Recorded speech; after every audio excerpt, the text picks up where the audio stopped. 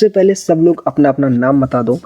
कल हमने देखा था सारा का सारा ग्रुप 13 शुरू किया था।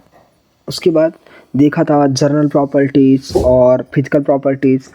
आज हम शुरू करेंगे बोरॉन की कंपाउंड, और बोरॉन की कंपाउंड के बाद शुरू करेंगे, अब अपने पास टाइम रहेगा तो हम पढ़ेंगे अपना कार्बन वाला ग्रुप। तो शुरू करते हैं बिना किसी टाइम वेस्ट के। ओके, तो स्टार्ट करते हैं। यहाँ तक हमने कल पढ़ लिया था, कहाँ कहाँ से सर्सन रीजन आने वाले थे, हमने सब कुछ देख लिया था, सब कुछ नोटिस किया था, एक एक पॉइंट। तो अब बिना टाइम वेस्ट किए पढ़ते हैं आगे।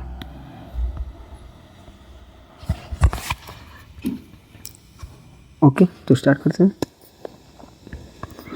तो सबसे पहले यार कमेंट करके बता दो कि कल का सेशन कैसे लगा, उसमें क्या दिक्कत थी, उसमें क्या अपग्रेड करना है और क्या प्रॉब्लम्स आ रही है, जिससे मैं और बेटर तुम्हारे लिए कर सकूं। ठीक है, तो स्टार्ट करते हैं।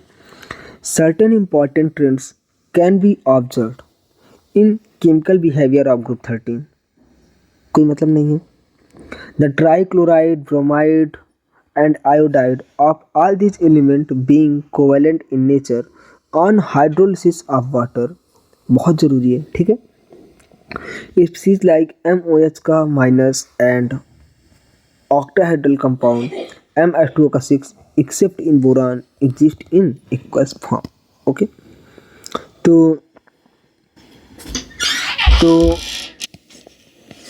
तो इसके बाद यहाँ से ज़रूरी हो जाता है तुम्हारा कि बोरान के कौन कौन से कंपाउंड बनते हैं। तुम्हारा ट्राइक्लोराइड, ब्रोमाइड, बोरान की नहीं, ग्रुप 13 की बात हो रही है अपना, आयोडाइड, ये सब बनते हैं। और ये क्या करते हैं यार, ये तुम्हारे हाइड्रोलाइट हो जाते हैं, ये नेचर में कोवैलेंट है। तो सबसे पहले तुम्हारा सवाल क्या बन सकता है कि जो बोरान के कंपाउंड है या ग्रुप 13 के कंपाउंड है, ट्राइक्लोराइड, ट्राइब्रोमाइड, ट्राई आयोडाइड, ये सब क्या है, ये सब नेचर में क्या है, कोवैलेंट है। इसके बाद अब कोवैलेंट है नेचर में, और ये हाइड्रोलाइट होते हैं वाटर के साथ।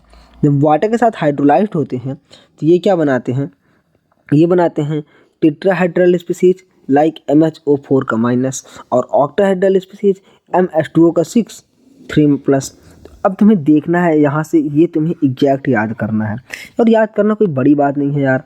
कि देखो, अब अगर तुम्हारा चार OH एक्सेप्ट करेंगे, एक एक्स्ट्रा बॉन्ड बना लिया तो प्लस आ जाए, एक प्लस आ जाएगा, सॉरी मतलब एक माइनस आ जाएगा। ओके, OH है ना, तो एक माइनस आ गया। अब तुम्हारा H2O है तो क्या हो रहा है, अब तुम्हारा H2O है तो H2O के जैसे यहाँ पे कितना आ गया, 3+ आ गया। लेकिन लिखा है accept in boron exist in aqueous medium, तो बोरान क्या नाम है तुम्हारा, +6 वाला कंपाउंड नहीं बना पाएगा। ठीक है, आगे देखो, आगे क्या लिखा है, the monomeric trihalide being electron deficient और स्ट्रांग लुईस एसिड। जो तुम्हारे मोनोमरिक ट्राइहेलाइड हैं, इलेक्ट्रॉन डिफिशिएंट होते हैं, और इलेक्ट्रॉन डिफिशिएंट की वजह से क्या होते हैं, स्ट्रांग लुईस एसिड का ऑर्डर कल मैंने बताया था। Okay, boron trifluoride easily react with Lewis base such as NH3। तो जिसके पास लोन पेयर होता है वो लुईस बेस होता है, और अब BF3 तुम्हारा क्या है, लुईस एसिड।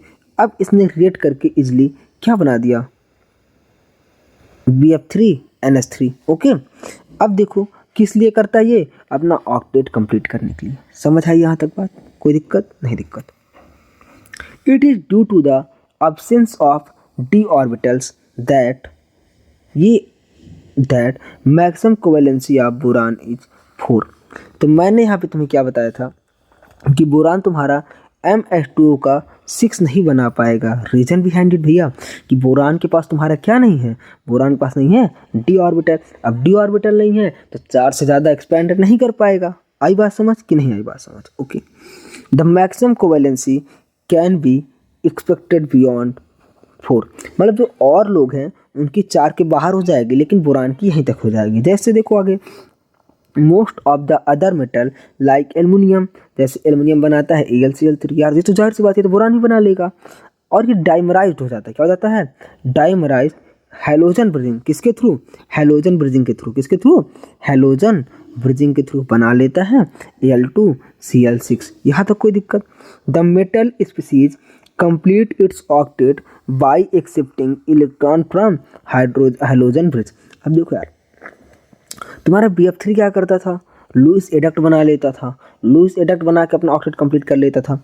AlCl3 क्या करता है, AlCl3 डाइमर बना के हाइड्रोजन के थ्रू, हाइड्रोजन ब्रिज के थ्रू तो अपना क्या नाम है, ऑक्टेट कंप्लीट कर लेता है। और सबकी दुनिया में सबकी ख्वाहिश क्या है, स्टेबल होना, ऑक्टेट कंप्लीट करना। ठीक है, आगे देखो, अब कह रहा है बोरान इज, अब क्वेश्चन है, यही क्वेश्चन तुम्हारा डायरेक्ट IIT में आ जाएगा, JEE में आ जाएगा। अरे भैया हम तो IIT की तैयारी नहीं कर रहे हैं, हाँ तो ठीक है यार, नीट में आ जाएगा, एम्स में आ जाएगा। क्योंकि देखो यार, इनऑर्गेनिक में कुछ भी नहीं होता, इनऑर्गेनिक में डायरेक्ट NCERT की लाइन होती है, चाहे तुम्हारा IIT हो, चाहे JEE हो, चाहे नीट हो। तो कभी कभी होता है IIT के सवाल नीट में आ जाते हैं, JEE के सवाल नीट में आ जाते हैं। इसीलिए देखो, तुम इनऑर्गेनिक तो करोगे ही अपने नीट वाले से, तो मैंने यहाँ पे सारा IIT JEE मार्क कर दिया, तुम IIT JEE का भी साथ में कर लोगे, तुम्हारा कॉन्फिडेंस और बेहतर हो जाएगा। ठीक है, तो सवाल पे आते हैं बिना टाइम वेस्ट किए। Boron is unable to form BF3, ठीक है ना, आयन, एक्सप्लेन, रीजन बताना यार, रीजन क्या है। अब यार तुम्हें जाहिर सी बात पता है ना कि इसके पास d ऑर्बिटल नहीं होता, तो अपनी जो कोवेलेंसी है 4 से ज़्यादा नहीं बढ़ा सकता, तो BF3 माइनस मतलब BF6 3 माइनस ये नहीं बना पाएगा, बात खत्म। ओके, अब आ गया यहाँ से some important compound of boron, some important compound of boron लिखा है।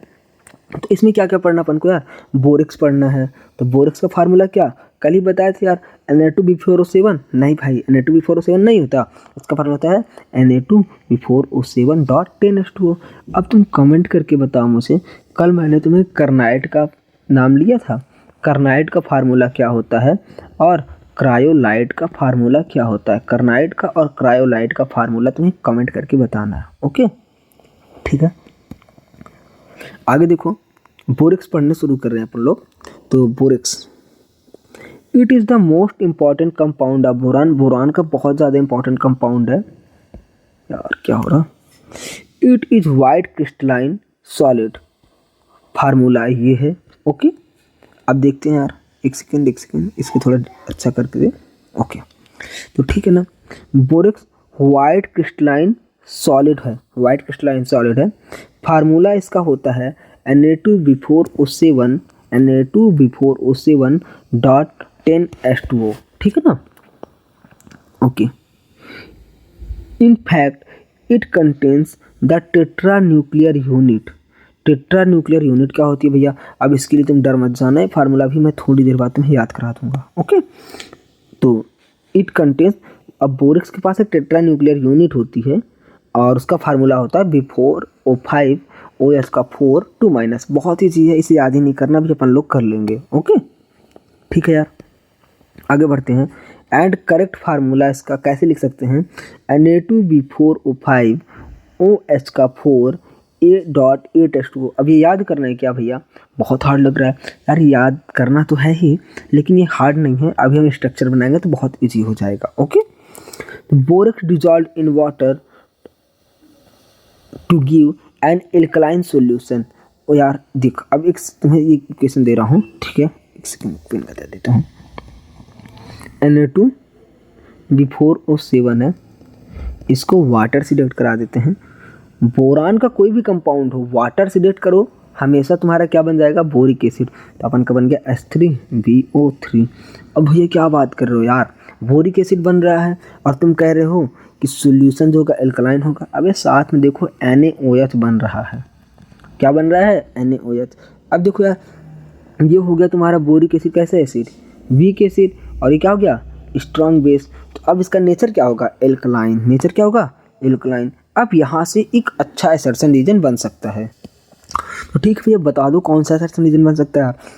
तो तुमसे सवाल देगा, असर्शन आएगा तुम्हारा, असर्शन होगा कि बोरेक्स को हम जब वाटर में डिजॉल्व करते हैं, borax dissolve in water to give alkaline solution, ये तुम्हारा क्या होगा, असर्शन। और तो फिर इसका रीजन क्या आएगा, रीजन आएगा ये जो तुम्हारा इक्वेशन है, और बोल देगा कि NaOH स्ट्रॉन्ग बेस और H3BO3 वीक एसिड। तो क्या नाम है, इससे नेचर का सॉल्यूशन का नेचर क्या हो जाएगा, एल्कलाइन। समझ आई बात कि नहीं आई। ओके भाई, ठीक है। ओके, आगे बढ़ते हैं।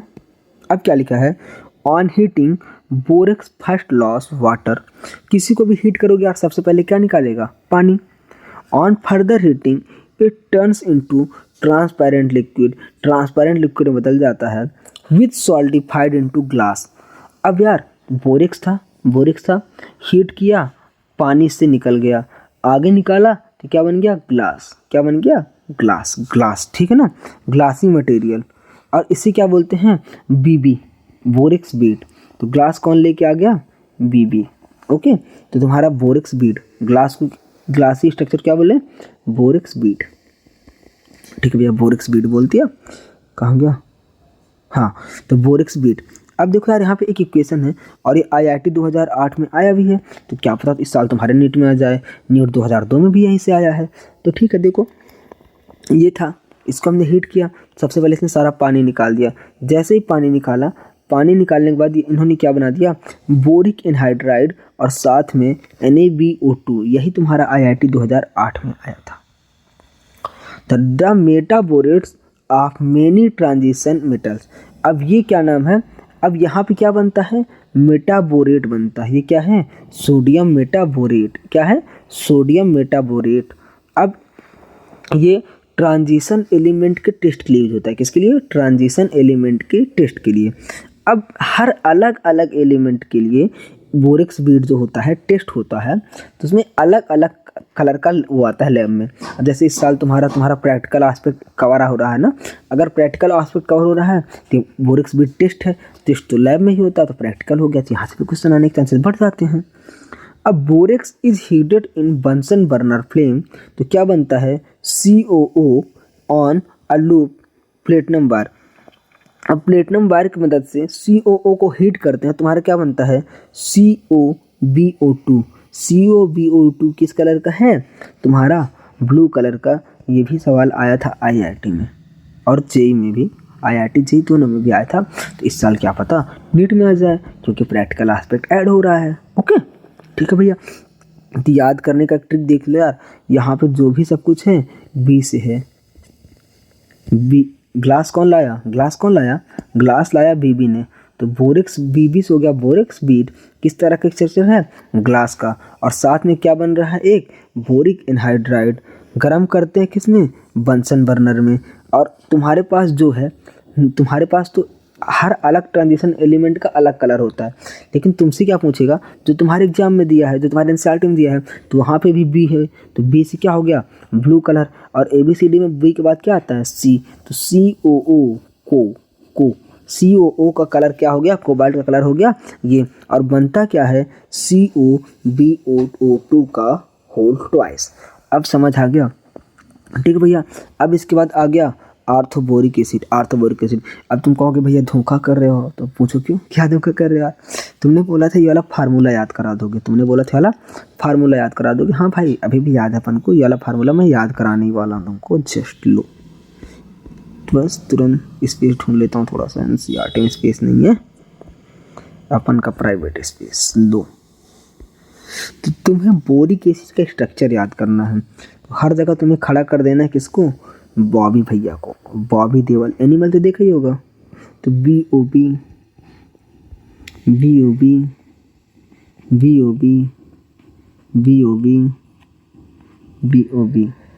और OH।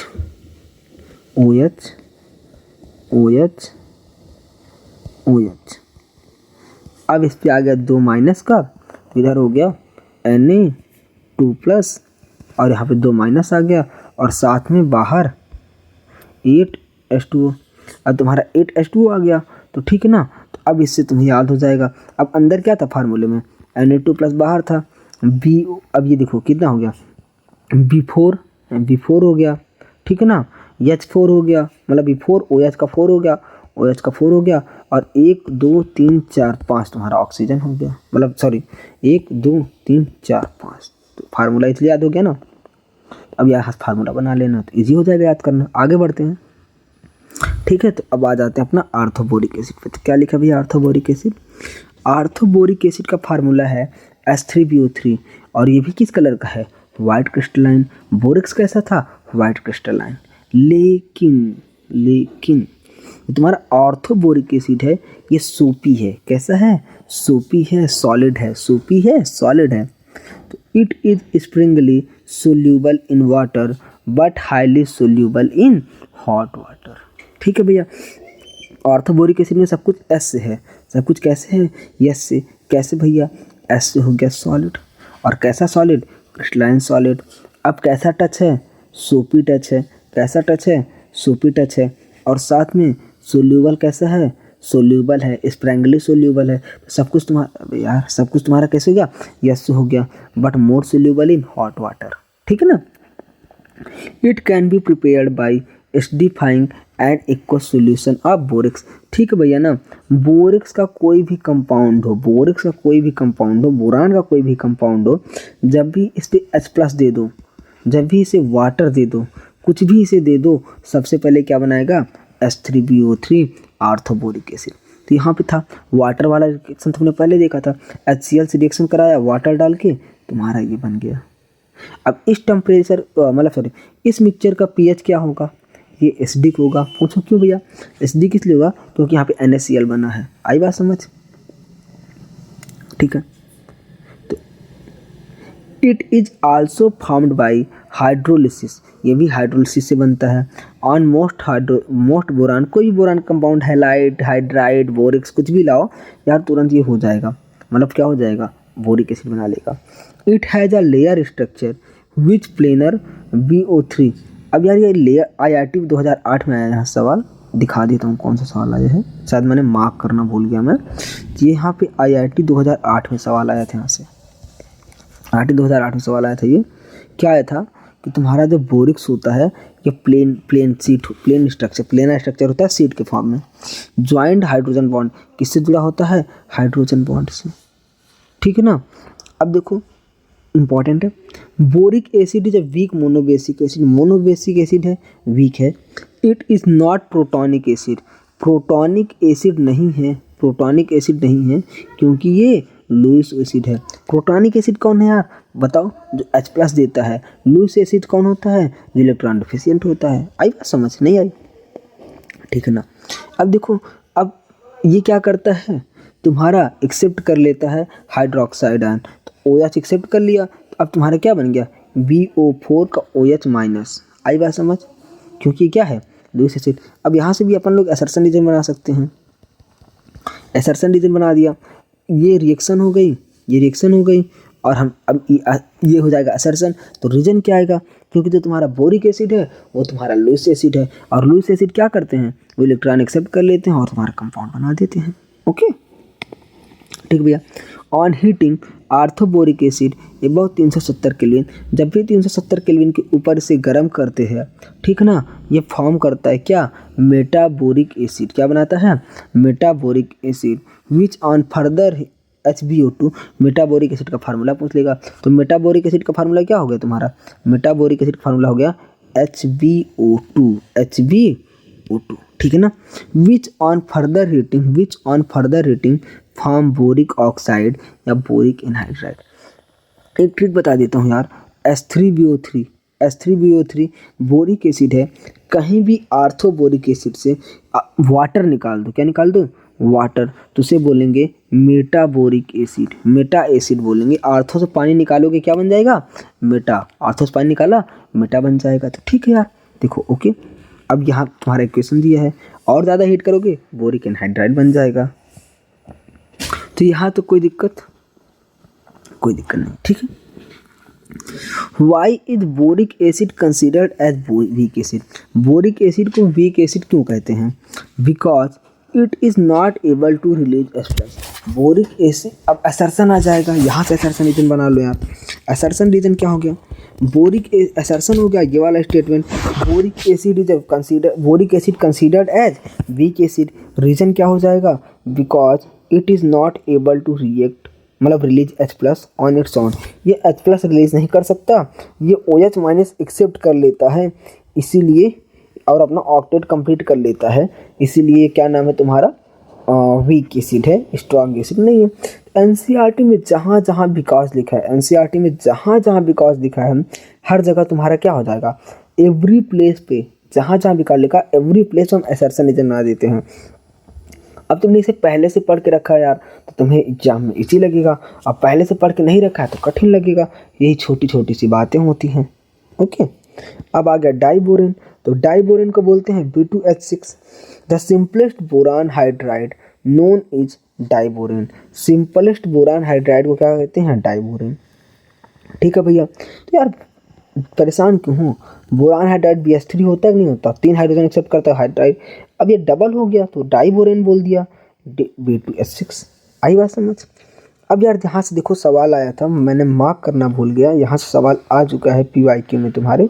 अब नीट में भी आया है, IIT में भी आया है, एम्स में भी आया है, तो देख लेना। आगे शायद मैंने लिखा भी होगा।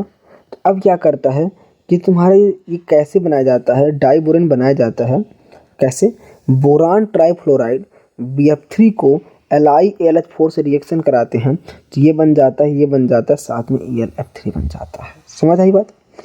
A convenient laboratory method for the preparation of diborane involves the oxidation of sodium hydride with iodine। समझ आई बात कि नहीं आई? आगे देखते हैं। यार JEE 2019 में तो लिखा है, लेकिन वहाँ से भी सवाल आया है। अब देखो यार, इसे क्या बोलते हैं? सोडियम टेट्राबोरोऑक्साइड हाइड्राइड ऐसे बोलते हैं शायद ना।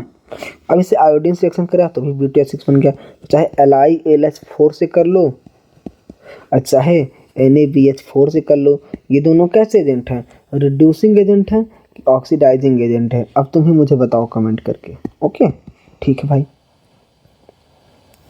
तो diborane is produced on industrial scale by the reaction of, यहाँ भी BF3 पे तुम NaAH का रिएक्शन करा दो तो B2H6 बन जाएगा। ठीक।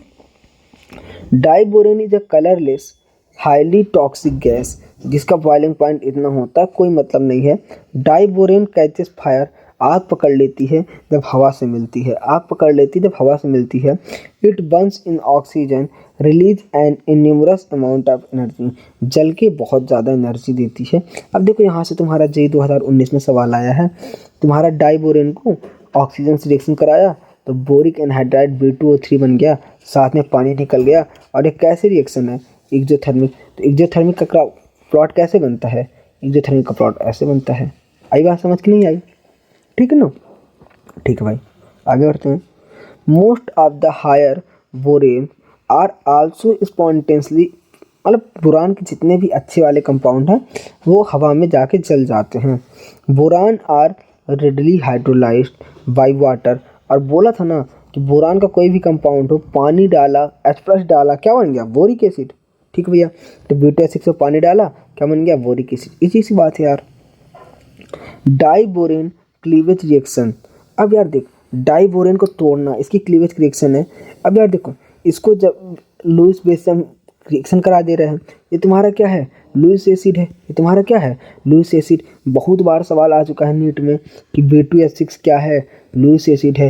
नीट में सवाल आता है, वे क्या लिख दिया, नीट में आ चुका है, पूछता है कि बताओ इनमें से कौन सा लुईस एसिड है, कौन सा लुईस एसिड है, कौन सा लुईस एसिड है? बता दो यार, B2H6 है, BF3 है, बोरान के सारे कंपाउंड है। ओके ठीक है भैया, अब आगे बढ़ जाओ। तो अब B2H6 का इससे रिएक्शन कराया, एडक्ट बना लिया, क्योंकि ये तुम्हारा क्या है? लुईस बेस है।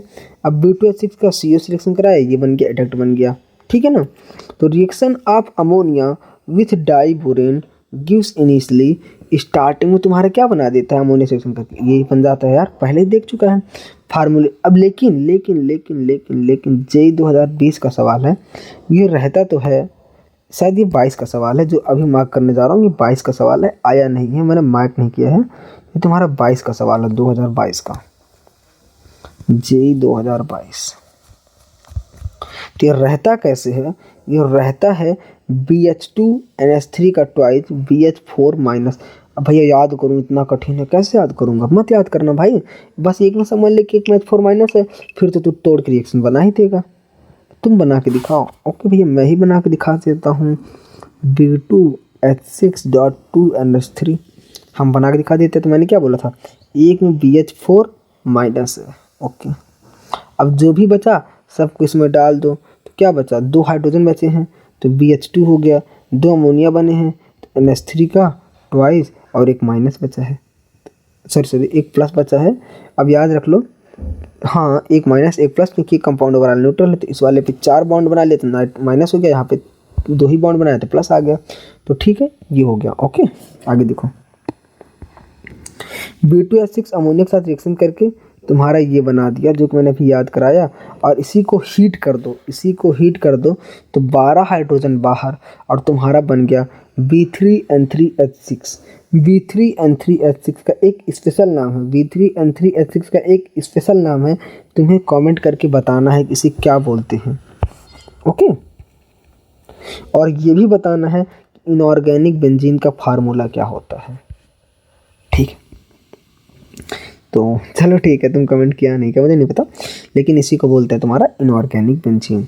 जैसे इसमें क्या होता है C6H6 ऑर्गेनिक बेंजीन, यहाँ पे हो गया B3N3H6 इनऑर्गेनिक बेंजीन। तो ये वाली तुम्हारी इनऑर्गेनिक बेंजीन ज़्यादा रिएक्टिव होती है, क्योंकि इसमें कहीं पे वो होता है कहीं पे नहीं होता, मतलब ये ज़्यादा ब्रेकेबल है तो ज़्यादा रिएक्टिव हो गई। The structure of diborane is shown, ये डाइबोरेन का तुम्हारा स्ट्रक्चर है। The 4 terminal hydrogen atom and 2 borons atom lie in one plane. अब यहाँ से बहुत सवाल आया है, बहुत ज़्यादा सवाल आया है। 4 टर्मिनल हाइड्रोजन एटम जो होते हैं और 2 बोरान होते हैं, एक प्लेन में होते हैं, एक प्लेन में होते हैं। Above and below the plane there are 2 bridging hydrogen atom. एक, अब देखो ये एक प्लेन में होगा, ये तुम्हारा ये और ये और ये एक प्लेन में हो गया। एक hydrogen above the plane high हो गया और एक हाइड्रोजन बिलो द प्लेन हो गया। ठीक है ना, तो याद कर लो, स्ट्रक्चर याद कर लो, अपने आप हो जाएगा काम। और यहाँ से JEE 2021 में सवाल भी आया है। ठीक है ना, तो बहुत इंपॉर्टेंट हो गया। The 4 terminal boron hydrogen bond are regular, 2 centre 2 electron, while 2 BHB bonds are different can be described। मतलब वही जो कहा भी वही फिर से लिखा है। ठीक है ना, ओके आगे बढ़ जाते हैं यार। ठीक है ना, आगे बढ़ते हैं। तो यार यहाँ पे आ गया 2, ये जरूरी है जरूरी है जरूरी है। तो यहाँ पे हो गया 3 सेंटर 2 इलेक्ट्रॉन बॉन्ड। कितने सेंटर कितने electron bond? 3 centre 2 electron bond बेहद ज़रूरी है। 3 सेंटर 2 इलेक्ट्रॉन बॉन्ड होते हैं, जो कि इसमें डायग्राम में दिखाया गया है, इधर भी दिखाया गया है। ठीक है ना। बोरान आल्सो फॉर्म मतलब hydridoborates, the most important one is such BH4-N। अब देखो tetrahydroborides of several metals are known, और इन्हें क्या बोलते हैं? बोरोहाइड्राइड। अब जैसे देखो लिथियम और सोडियम के टेट्राहाइड्रोबोरेट्स होते हैं। अब इन्हें बोरोहाइड्राइड्स के नाम भी से भी जाना जाता है। तो अब इनका यूज क्या होता है? इनका ऑर्गेनिक में तुम्हारे इसके बहुत ज़्यादा रिडक्शन पढ़ा होगा कि लाहा से रिएक्शन करा दो, लाहा से रिएक्शन करा दो, नाहा से रिएक्शन करा दो, सोडियम बोरोहाइड्रोक्साइड्स करा दो। ठीक है ना। अब ठीक है, तो अब यहाँ से सवाल आया है तुम्हारा JEE में से बहुत ज़्यादा। सवाल क्या है कि तुम्हारा ये इस बारे में पूछा था, और दूसरा ये वाली रिएक्शन पूछा है। तो रिएक्शन तुम्हें क्या एक चीज़ याद कराया था, यहाँ तुम BH4- याद कर लो। BH4- और मेटल का प्लस दोनों ने मिलके अपना कंपाउंड बना दिया। तो बस यही सवाल आया था। ओके आगे देखो, यहाँ से JEE 2021 में सवाल आया था, उम्मीद ही नहीं कर सकते। अब यहाँ पे बॉन्ड वाली बातें दी है जो मैंने ऊपर बताया था। Bonding in diborane each boron atom uses sp3 hybridisation. JEE 2021 में हाइब्रिडाइजेशन ही पूछा था कि इस वाले स्ट्रक्चर में उस बोरान का हाइब्रिडाइजेशन क्या होगा। तो बोरान, ईच बोरान का क्या है? sp3। ठीक है ना। Out of the 4 sp3 hybridised each boron atom 1 is without electron, एक के पास इलेक्ट्रॉन नहीं होता। तो अब देखो जो कि ब्रोकन लाइन से दिखाया गया है कि इनके पास इलेक्ट्रॉन नहीं होता, जिससे ब्रोकन लाइन से दिखाया गया है। तो ये हो गया 2 सेंटर 2 इलेक्ट्रॉन बॉन्ड। तो जो बीच वाले हो गए इन्हें बोल दिया 2 सेंटर 2 इलेक्ट्रॉन बॉन्ड, और जो तुम्हारे टर्मिनल वाले हो गए, ठीक है ना, बट द 2 ब्रिज बॉन्ड, जो तुम्हारे ब्रिज बॉन्ड है, bridge bond are 3 centre 2 electron bond. अब तुमसे सवाल पूछेगा डायरेक्ट कि तुम्हारा जो ब्रिज बॉन्ड होते हैं, ब्रिज बॉन्ड वो कैसे होते हैं? 3 centre 2 electron bond. Okay, 3 centre 2 electron bond bridge bond are also referred as banana bond. अब तुमसे पूछेगा कि बनाना बॉन्ड कौन है, तो जो तुम्हारे बीच वाले हैं ना 3 सेंटर 1 2 3, सेंटर 3 हो गए 1 2 3, इलेक्ट्रॉन सिर्फ 2 हैं, एक ये वाला एक ये वाला, तो 3 सेंटर 2 इलेक्ट्रॉन बॉन्ड। बाहर वाले 2 सेंटर 2 इलेक्ट्रॉन बॉन्ड, तो इसमें 4 2 सेंटर 2 इलेक्ट्रॉन बॉन्ड हो गए, 4 2 सेंटर 2 इलेक्ट्रॉन बॉन्ड हो गए, और तुम्हारे 2 हो गए 3 सेंटर 2 इलेक्ट्रॉन बॉन्ड। तो ये तुम्हारा आराम से एग्जाम में आया है, तो याद रखना कि जो ब्रिज बॉन्ड होता है या 3 सेंटर 2 इलेक्ट्रॉन बॉन्ड होता है, जो बाहर वाला होता है 2 सेंटर 2 इलेक्ट्रॉन बॉन्ड होता है। Okay, both LiBH4 and NaBH4 are used as reducing agent in organic synthesis. थोड़ी देर पहले ही तो बताया ये बात ना। They are useful starting material for preparing other metal borohydrides. तो अदर मेटल बोरोहाइड्राइड्स बनाने में यूज होते हैं। अब देखो तुम्हारे यहाँ से नीट और जे में इंपॉर्टेंट सवाल आया है जो कि यूजेज पे आया है। और बोरान, अब देखो boron being extremely hard refractory solid of high melting point, इसका मेल्टिंग पॉइंट हाई होता है, लो डेंसिटी होती है और वेरी लो इलेक्ट्रिकल कंडक्टिविटी होती है। पॉइंट्स मेनी एप्लीकेशन, बहुत सारे यूज हैं, यहाँ तक कोई सवाल नहीं है। अपन को सबसे जरूरी लाइन ये याद रखनी है, ये याद रखनी है, ये याद रखनी है। पूछो क्यों? तो जो बोरान के फाइबर होते हैं बुलेट प्रूफ जैकेट बनाने में यूज होते हैं, ठीक है ना, और लाइट कंपोजिट मटेरियल बनाने में यूज होते हैं, एयरक्राफ्ट बनाने में। ओ भाई गॉड, बोरान से एयरप्लेन बनती है वो। The B ten isotope has high ability to absorb neutron. यही सवाल तुम्हारा आया था जे में कि जो बीटेन होता है उसके पास एबिलिटी होती है न्यूट्रॉन एब्जॉर्ब करने की। Therefore metal borohydride also using, कहाँ, न्यूक्लियर इंडस्ट्री में यूज होते हैं, ठीक है ना। अब इनकी बनाते हैं प्रोटेक्टिव शील्ड और कंट्रोल रॉड, जिससे कंट्रोल रॉड बनाते हैं। आगे देखो, तो boric acid in manufacture of heat resistance glasses, जैसे हीट रेजिस्टेंट ग्लासेस पायरेक्स भी बनते हैं इसी से। तो बस यही पढ़ लेना है, इतना याद रख लो, ठीक है ना। मेडिकल सोप भी बनते हैं, क्योंकि देखो एक्वस, ये इंपॉर्टेंट है, ये तुम्हारा नीट में भी आया है, जे में भी आया है। जो तुम्हारा aqueous solution of boric acid है, माइल्ड एंटीसेप्टिक होता है। क्या होता है? Mild antiseptic. और ये इससे क्या बनाते हैं? आई ड्रॉप में इसको डालते हैं, ठीक है ना। Aluminium is bright silvery metal, पता है यार एल्युमिनियम मेटल होता है। विथ हाई टेंसाइल स्ट्रेंथ, इसकी टेंसाइल स्ट्रेंथ ज़्यादा होती है। It has high electrical and thermal conductivity, भैया याद ही नहीं करना, क्योंकि इलेक्ट्रिकल कंडक्टिविटी अच्छी ना होती तो इससे तार ना बनते, थर्मल कंडक्टिविटी अच्छी ना होती तो इसके बर्तन ना बनाए जाते, बर्तन जिसमें खाना बनता भाई। On a weight to weight basis electrical conductivity of aluminium is twice than copper. तो एल्युमिनियम की इलेक्ट्रिकल कंडक्टिविटी डबल होती है कॉपर के, लेकिन जब बात की जाए वेट बेसिस पे, जब एग्जैक्ट एनसीईआरटी लाइन सवाल आएगा वही कर पाएगा जो पढ़ा रहेगा। तो बस अच्छे से पढ़ते रहो। बाकी अब तो समझ आ रही ना एनसीईआरटी। देखो एक बार अच्छे से लेक्चर करते हुए जब पढ़ो तो सोच समझ के पढ़ लो, ठीक है ना। फिर दोबारा अपने से पढ़ो, फिर जब कभी टाइम मिले फिर से लेक्चर करना अच्छे से। तो 2-3 बार करते रहोगे सब याद हो जाएगा। अब तुम अपने से एनसीईआरटी पढ़ोगे यार तो तुम्हें समझ नहीं आएगा, याद नहीं होगा, और ज़्यादा टाइम लगाओगे। और मेरे साथ पढ़ते रहो तो जल्दी हो जाएगा। Aluminium is used extensively in industry and everyday life. भाई मतलब डे टू डे लाइफ में यूज होता है। और प्लेन बनाते हैं, एयरक्राफ्ट बनाते हैं, तो ये सब बनाते हैं, बनाओ भैया, हमसे कोई मतलब नहीं। अब अपन लोग आ गए हैं कार्बन फैमिली पे। कहाँ पे आ गए हैं अपन लोग? कार्बन फैमिली में, ठीक है ना। ठीक है, तो कार्बन फैमिली शुरू करते हैं। तो कार्बन फैमिली के सबसे पहले मेंबर क्या है? कहे, शिव जी, सुने, पार्वती। अब तुम बताओ तुमने किस ट्रिक से याद किया है? यार एक चीज़ मैंने उस दिन समझाया था, उस दिन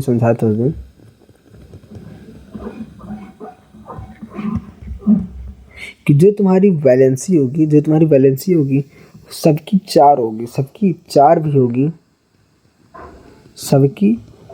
भी होगी, लेकिन सबकी 2 भी होगी। नीचे वाली की स्पेशली 4 नहीं 2 होगी। नीचे वाली की 2 ज़्यादा स्टेबल होगी। रीज़न क्या था? Inert pair effect. याद है कि नहीं याद है? आज यहाँ से तुम्हें सवाल आया दिखाऊंगा नीट में इसी लाइन से। ठीक, देखते हैं। कार्बन, सिलिकॉन, जर्मेनियम, टिन और लेड होते हैं, इसके ग्रुप मेंबर हैं। और हाँ, अब तुम्हें बताना है इस ग्रुप का लास्ट एलिमेंट जिसका एटॉमिक नंबर 114 होगा उसका तुम्हें नेम कमेंट करना है। और कमेंट करना मैं देखता हूँ कौन कौन लोग अच्छे से कर रहे हो। ओके, ठीक है। Carbon is 17th most abundant 17th most abundant element by mass on earth crust. Earth crust पे 17th मोस्ट अबंडेंट एलिमेंट है, ठीक है ना। आगे बढ़ते हैं, ठीक है। तो यहाँ से कोई सवाल नहीं आना है, यहाँ से कोई सवाल नहीं आना है, कुछ छोड़ देते हैं, यहाँ से पढ़ते हैं सीधा। तुम्हारा जो नेचुरली अकरिंग कार्बन के दो स्टेबल आइसोटोप हैं, कार्बन के दो स्टेबल आइसोटोप हैं, कौन कौन से? C12, C13, ये तुम्हारा स्टेबल है। लेकिन एक एडिशनल है C14 आल्सो, जो कि क्या होता है? Radio active isotope. कार्बन के कितने आइसोटोप? 12, 13, 14। ये दोनों क्या हैं? स्टेबल हैं। ये दोनों स्टेबल हैं और ये तुम्हारा क्या है? रेडियो एक्टिव है। इसकी हाफ लाइफ इतनी होती है, कोई मतलब नहीं है। सिलिकॉन जो होता है सेकेंड मोस्ट अबंडेंट एलिमेंट होता है, तो इतना याद कर लो बाय मास।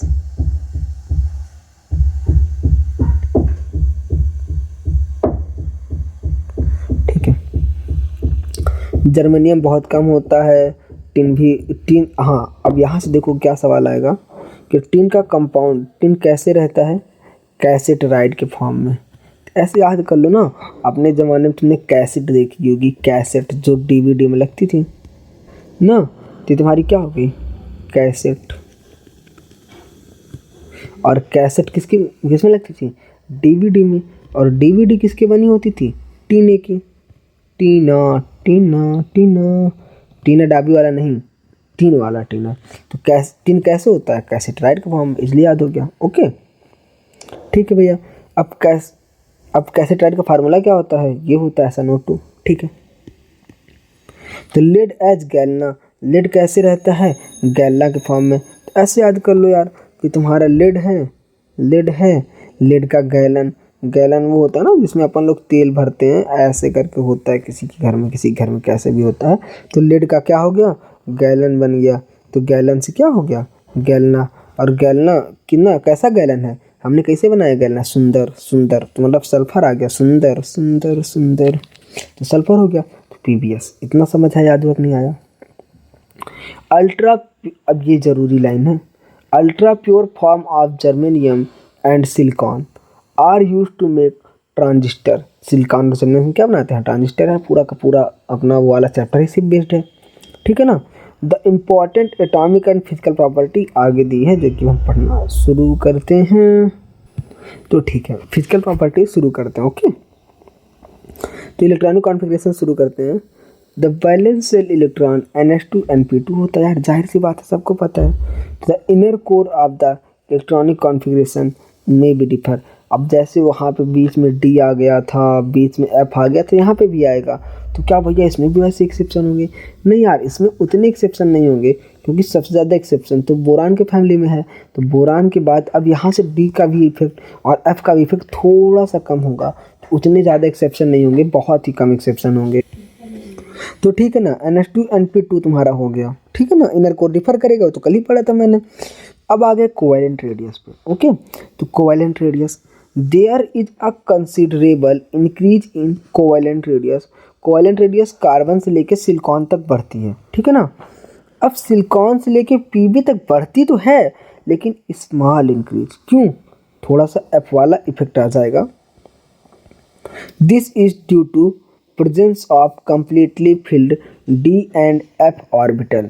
अब असर्शन रीजन यहाँ से तुरंत बना लेंगे नीट वाले कि तुम्हारा जो वेरिएशन होता है सिलिकॉन से जब हम लेड पे जाते हैं, तो यहाँ पे स्मॉल इंक्रीज होता है, ये बना देंगे असर्शन।